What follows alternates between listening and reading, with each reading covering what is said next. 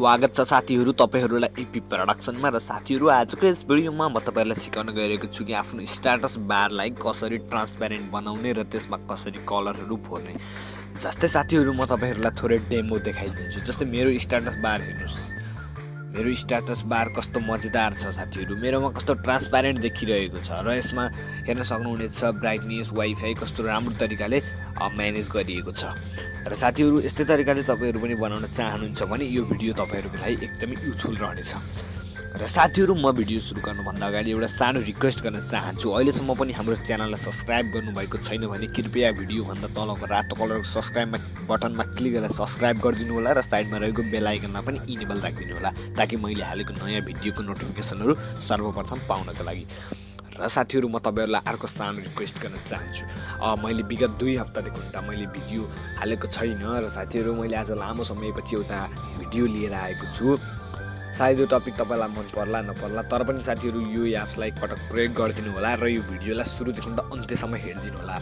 हजुरको यो सानो सहयोगले गर्दाखेरि मलाई पनि एकदमै धेरै राहत मिल्ने छ साथीहरु। साथीहरु म तपाईहरुलाई यही भन्दै भिडियोलाई सिधै अगाडि बढाउँछु।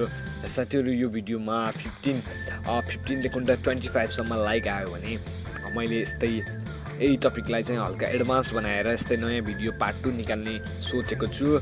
र साथसाथै मैले यो GTA San Andreas भन्ने एउटा गेम रहेको छ पीसीमा र त्यो गेमको मिसनहरु पनि कसरी कटाउने भन्ने यस्तो डेमोहरु पनि राखेको छु र तपाईहरुले चाहिँ मलाई साथ दिनुभयो भने चाहिँ मैले यो अवश्य नै हाल्छु।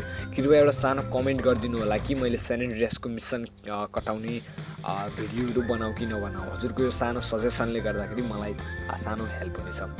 ल त साथीहरु आउनुस् भिडियोलाई सुरु गरौँ। सर्वप्रथम त साथीहरु तपाईहरु आफ्नो प्ले स्टोरमा गएर एउटा एपलाई डाउनलोड गर्नुपर्छ। त्यो एपको नाम चाहिँ मैले तपाईहरुलाई बताउने छु र मैले यसको डाउनलोड प्रोसेस बताउँदिन किनभने धेरै युट्युबरहरुको मैले देखेँ उहाँहरुले चाहिँ भिडियो लेन्दी बनाउनको लागि चाहिँ डाउनलोड प्रोसेसहरु पनि देखाउनु रहेछ र त्यो एप्सको रेटिङहरु पनि देखाउनु रहेछ। र साथीहरु मैले यस विषयलाई चाहिँ खासै फोकस गरिन। त्यो रेटिङहरु त्यो देखाएर केही फाइदा छैन र मलाई विश्वास छ साथीहरु मेरो भ्युअरहरु यति फरवर्ड हुनुहुन्छ कि उहाँहरुले सिर्फ नामबाट नै डाउनलोड गर्न सक्नुहुनेछ र होइन भने पनि मैले तर डिस्क्रिप्सनमा लिंक हाल्दिने छु त्यहाँबाट डाउनलोड गर्नुहुनेछ मलाई आशा छ। र साथीहरु अब म तपाईहरुलाई भन्ने छु कि त्यो एप्सको नाम के हो। त्यसको लागि चाहिँ तपाईहरुले चाहिँ प्ले स्टोरमा गएर डाउनलोड गर्नुपर्ने हुन्छ। एपको नाम चाहिँ पावर सेड भनिरहेको छ। म तपाईहरुलाई त्यो डाउनलोड गरेर राखेको म त्यो एपलाई देखाउने छु।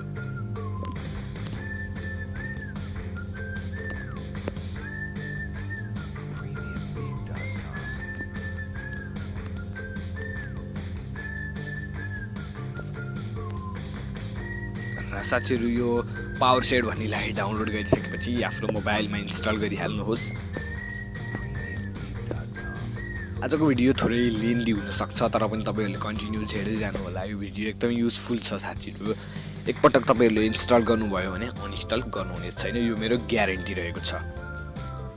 र साथीहरु तपाईहरुले इन्स्टल गरेको एपलाई इन्स्टल ओपन गरिहाल्नुहोस् र इन्स्टल गरिसकेपछि चाहिँ यसले चाहिँ के परमिसनहरु माग्छ तपाईहरुले चाहिँ गरिहाल्नुहोस्। सर्वप्रथम त साथीहरु यो नट रनिङमा देखाइएको छ त्यसमा एकचोटी टच गर्नुहोस् र नट रनिङमा टच गरिसकेपछि चाहिँ तपाईहरुको अगाडि यस्तो दुईटा परमिसनहरु खुलेर आउँछ। सर्वप्रथम त तपाईहरुले चाहिँ यो नोटिफिकेसन्स लेखेकोमा क्लिक गर्नुपर्ने हुन्छ। यति क्लिक गरिसकेपछि चाहिँ पावर सेडलाई इनेबल गरिदिहाल्नुहोस् र ओके गरिसकेपछि तपाईहरु ब्याक आउनुहोस्। र साथीहरु अब आयो एक्सेसिबिलिटीको। यसमा पनि तपाईहरुले एकचोटी टच गरिदिनु भयो भने तपाईहरुको अगाडि चाहिँ एउटा नयाँ सेटिङ ओपन भएर आउँछ र यहाँबाट तपाईहरुले पावर सेड लेखेको खोज्नु पर्ने हुन्छ। जस्तै मेरो यहाँ रहेको छ पावर सेड यहाँ रहेको छ र मैले यसलाई अन गरिदिएँ र तपाईहरुले पनि अन गर्नु होला र ओके गर्नु होला। र यति गरिसकेपछि चाहिँ तपाईहरुको मोबाइलमा यो रन भइसक्यो। सर्वप्रथम त म तपाईहरुलाई देखाउँछु कि सर्वप्रथम बाइ डिफल्ट यो कस्तो बस्छ भनेर। हेर्न सक्नुहुनेछ साथीहरु बाइ डिफल्ट मेरोमा यस्तो बस्यो र साथीहरु यस्तो बसिहाल्यो र तपाईले यसलाई चाहिँ अब कस्टमाइज हाल्नुपर्ने हुन्छ त्यही एपको मद्दतबाट। र साथीहरु म तपाईहरुलाई अगाडिको प्रोसेस बताउने छु भिडियोलाई कन्टिन्यू हेर्दै गर्नु होला। र साथीहरू पावर सेडियममा गएर तपाईँहरूले चाहिँ पहिला सुरु कलरमा जानुहोस् र यहाँबाट चुज गर्नुहोस् कि साथीहरू तपाईँहरूले कस्तो ब्याकग्राउन्ड राख्न चाहनुहुनेछ। र जस्तै साथीहरू मैले चाहिँ तपाईँहरूलाई राखेर देखाउँछु रेड कलर। र साथीहरू यति गरिसकेपछि हेर्नुभयो भने रेड कलर सेट भएको देख्नुहुनेछ। र यहाँबाट तपाईँहरूले चेक गर्नुहोला कि कुन कस्तो हुन्छ भनेर। र साथीहरू मैले यहाँबाट अरू गरेर देखाइनँ। र यहाँबाट लेआउटमा गएर तपाईँहरूले चाहिँ स्मल कर्नर यस्तो कस्टमाइज गर्न सक्नुहुनेछ। तपाईँहरूले यहाँबाट धेरै कस्टमाइज सेटिङहरू रहेका छन्, आफैले चेक गर्नुहोला डाउनलोड गरिसकेपछि। र साथीहरू यो यहाँबाट पनि तपाईँहरूले चाहिँ कस्टमाइज गरेर हेर्नु। र साथीहरू यहाँ एक्स्ट्रामा पनि धेरै सेटिङहरू रहेका छन्, एकपटक चेक गर्नुहोला साथीहरू। र साथीहरू यति गरिसकेपछि तपाईँहरूले चाहिँ कलरमा गएर विभिन्न किसिमको कलरहरू चुज गरेर नै यसमा कस्टमाइज गर्ने हो। अरू यसमा खासै नौलो केही पनि छैन र गाह्रो पनि छैन। र अरू सेटिङहरू चेक गर्नुहोला साथीहरू। मैले यति नै सिकाएँ साथीहरू यो भिडियोमा, तपाईँहरूले आफैले डाउनलोड गरेर चेक गर्नु सक्नुहुनेछ। र साथीहरू मैले तपाईँलाई सुरुमा चाहिँ ट्रान्सप्यारेन्ट भनेर देखाएको थिएँ, त्यो कसरी गर्ने। त्यसको लागि चाहिँ साथीहरू तपाईँहरूले कलरमा गएर यो रिसेट अल कलर टु डिफल्टमा लास्टको अप्सनमा क्लिक गरिदिनु भयो भने तपाईँको चाहिँ ट्रान्सप्यारेन्ट भएर जान्छ। यसले चाहिँ हाम्रो सबै कलरलाई उडाइदियो, त्यसको मतलब हाम्रो ट्रान्सप्यारेन्ट हुने भयो। जस्तै हेर्न सक्नुहुनेछ कि ट्रान्सप्यारेन्ट भयो।